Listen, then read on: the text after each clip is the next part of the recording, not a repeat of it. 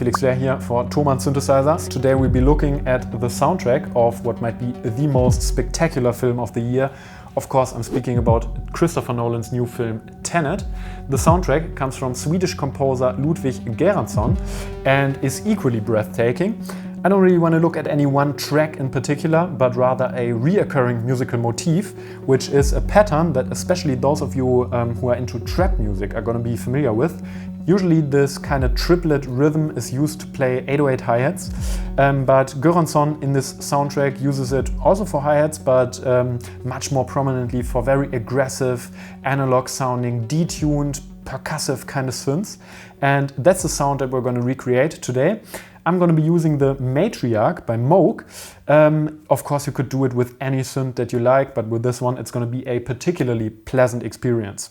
All right, let's get started. I'm actually already running the pattern via the USB input here from my Ableton into the Matriarch. So if I now turn up the volume, we should be hearing the rhythm already, which is the case, but it's very aggressive, unpleasant.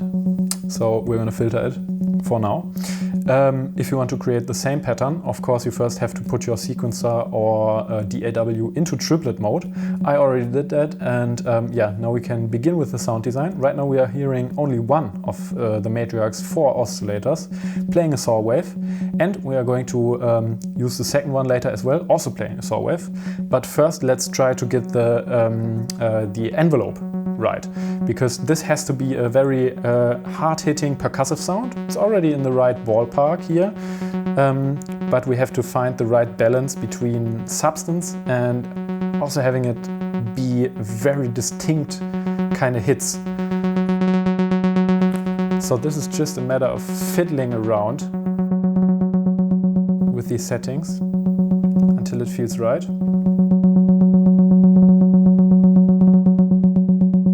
Yeah, this feels about right. And now, instead of just playing with the cutoff when I modulate it, I'm going to play with the envelope amount, because this allows for some more percussive kind of control of the cutoff, essentially.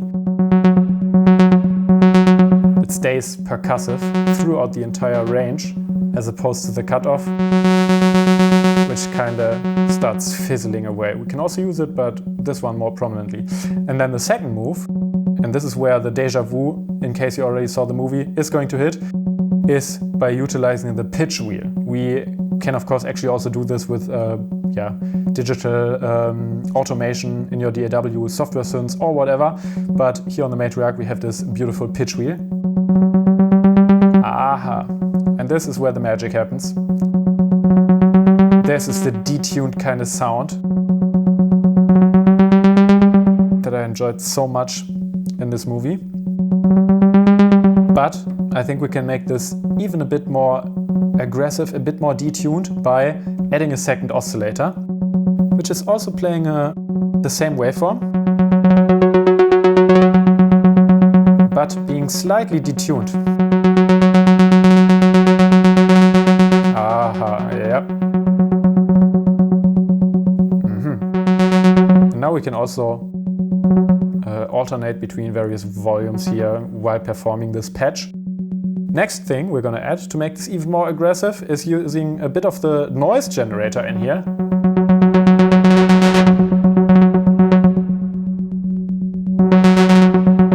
Yeah, now you can hear, the more I open this up, the more we have this additional hard-hitting kind of sound. Yeah, this is actually already pretty close to the patch from the soundtrack. But I think we can take it a step further, make it even more aggressive by using this beautiful little machine, the Erica Synth Fusion Box, which is some kind of delay, chorus, drive, vintage kind of sound. Very beautiful, warm and analog. Let's switch that on to create some beautiful overtones and make it a bit stereo. One of the problems with this one actually is that it really opens up the sound. So if you don't want that, you can just record one of the left or right outputs, and then you have a beautiful clean mono signal, which is still very powerful. Right now we're going to leave it at stereo and add some overtones for some extra aggression here.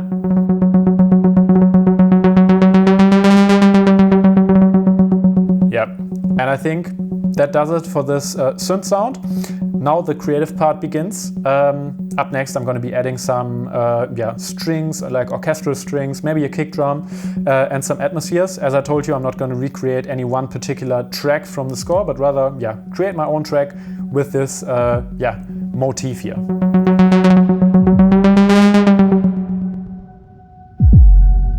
Alright, so what do we got next here?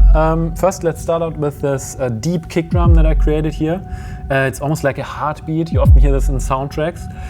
The way I created it, very simple. I took the Elektron analog Rytm and created an 808 kind of kick drum.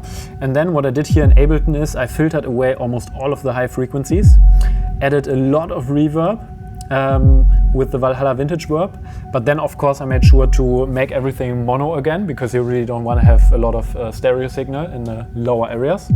And then afterwards I used an amp to create some more sharper overtones again for the higher frequencies, so that it doesn't sound too hollow. Then up next we got this atmospheric sound that you already hear in the background. I actually created this one using the Spitfire Audio Labs library. It's very amazing. Spitfire Audio, they create these professional orchestral and acoustic instrument sample libraries. But the amazing thing is they actually have the Spitfire Labs library, which is for free on their website. And this includes a whole bunch of great acoustic instruments, but here also this kind of atmospheric synth. This exact preset is called London Atmos Hackney Angels, which gives us a beautiful atmosphere. Up next, let's try and add some strings. Very, very simple composition. Basically just 2 notes playing in 2 different octaves. The preset I'm using is from the Native Instruments Machine sample library actually.